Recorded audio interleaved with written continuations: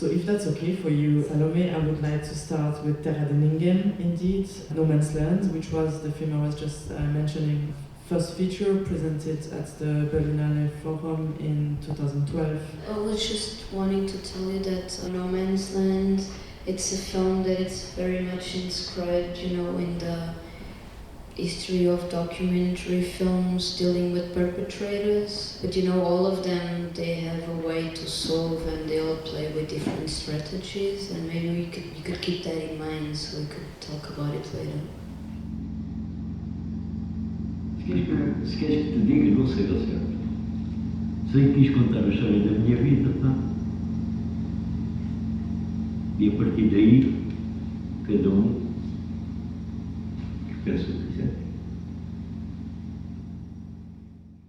This film, it all started when I was still back in Amsterdam for my MFA, and I had this Skype conversation with a friend who's a sociologist. So he kind of explained me the whole situation, and I think that's the genesis of the project. I don't know if I realized it there, but just afterwards. But this idea of someone telling you a story, and then I just get very excited about it, and it's like, is there a way that I can meet Paulo eventually when I go back?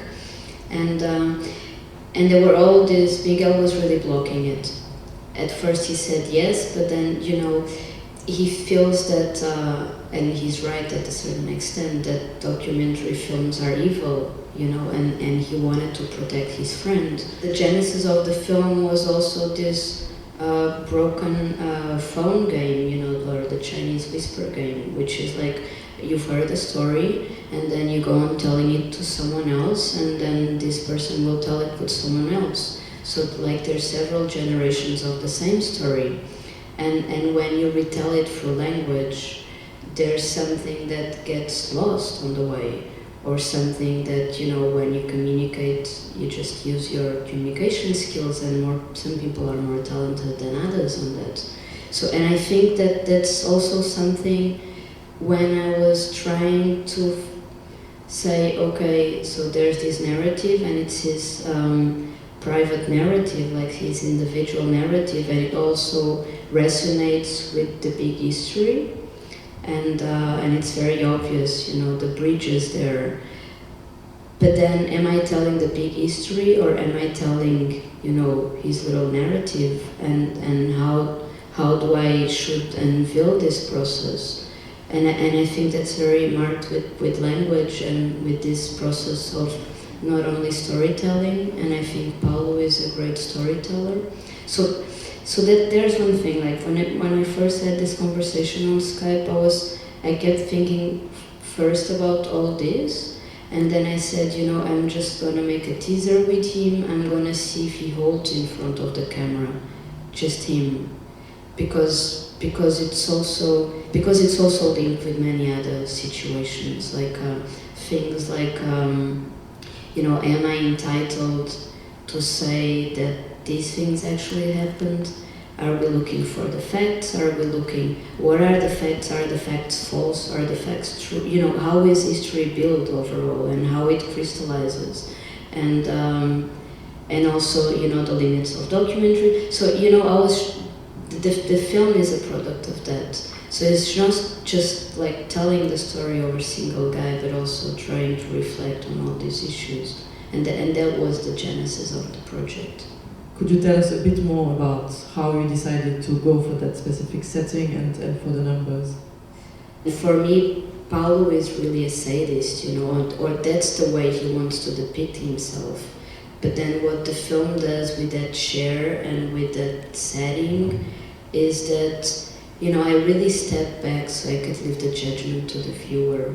And that is linked to the idea that this is a film, and I don't make campaign films, I don't make social dramas, I'm just, I look for an active spectator. So I really want you to be part of that dialogue. And for you to be part of that dialogue, I really had to empty the frame, and to really clean it in a way that is just you, me, and him. We keep producing images, and we're all saturated with images.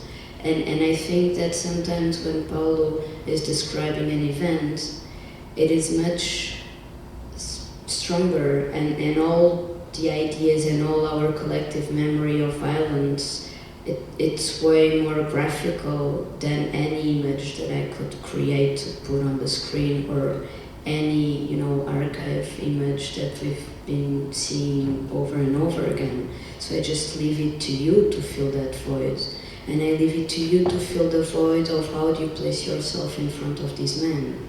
And that's also why there are really these short bits of voiceover that I had to include when I looked at the film at the end of the editing, because I felt that I really had to have my voice there a bit more explicitly, because all my questions are erased, but my questions, they were mostly leading to a certain naivety. It's not that I didn't do research, but I really wanted to keep this, but can you please describe it? Can you please go over again and explain it to me? Can you, so every time we would go into more detail, and I was looking for that. And since the first moment I met Paulo, I knew that the form of the film was actually to leave him alone. So I think the film really tries to, play with the different factors of storytelling in a way that one thing is how do you remember a past event and retell it to someone, and there's a whole process of translation involved in that deals with memory, that deals with how do you place yourself in front of the person you're talking to. Are you charming or not? And Paulo, on a certain number of occasions, he's totally aware of the camera, and he's teasing you at the same time. And he shares our culture with Zorro, with all these comic heroes and James Bond. There are like sequences on the film that he really sounds like he's retelling you. This James Bond film is like I go in with a motorbike and I go out on the other door and I just bang, bang, bang, I shoot everyone. So he's also playing with that, and he's very aware of that. And then he sometimes contradicts himself. But it's, all the contradictions are in the film, and those contradictions are actually to play with this notion of how is history crystallizing in a way. It's very problematic for me because, nowadays it is understood that history is some kind of creative writing, and it's really played by the ones that write it. The ones that write it, they usually just pay too much attention, to the big events around the world, while they neglect these, the periods of silence or small figures or small players like Paulo. And what is storytelling per se, how is to charm, and how can you actually blend all these three vectors, and that was the intention of actually just you watching the film, just erasing the border between fact and fiction. There's a metaphor that I keep using, and there's also this thing with, like for instance, journalism and literature, and what is the difference between one and the other.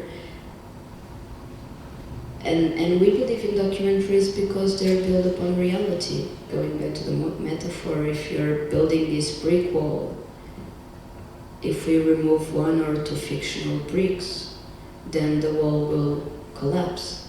So we need these fictional bricks to hold the wall, and that's the limits of documentary filmmaking, and how you can erase this fact and fiction bridge. And of course, I'm not even telling about, power and editing and, the whole language of film per se. I'm just talking about translation, and how can you translate something that is real into film, and what just is involved in that process. When there's a bit of voiceover where I say that, I'm not interested in my truth or his or someone else's truth. I'm interested in Paulo's truth, and he's actually interested in showing us this is what happened.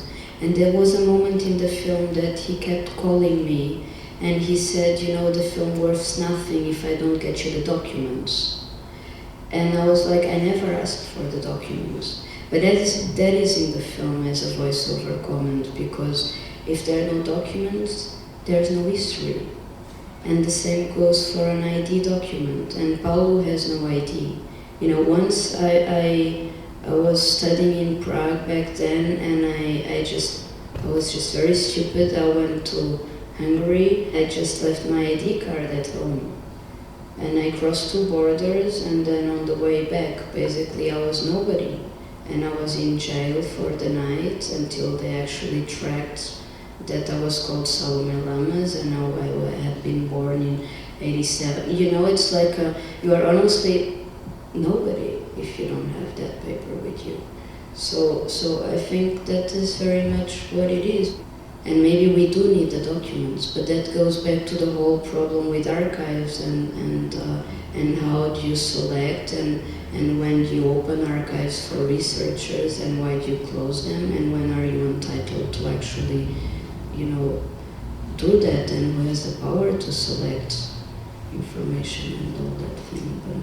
And I was wondering if it's been for you difficult to be sitting next to him, opposite to him, and asking him those questions, or if you were like really prepared for what you were gonna hear, how that kind of happened.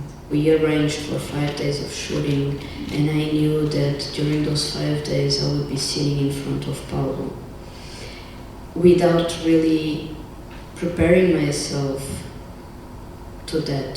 There was a script, I had talked with him before. I wanted not to be prepared for it, because I would like to react to it. I just wanted to sit there, and there's a mirror effect that it's created within the frames. It's hard to tell who's making what for the film. What am I making for the film, and what is Paulo making for the film?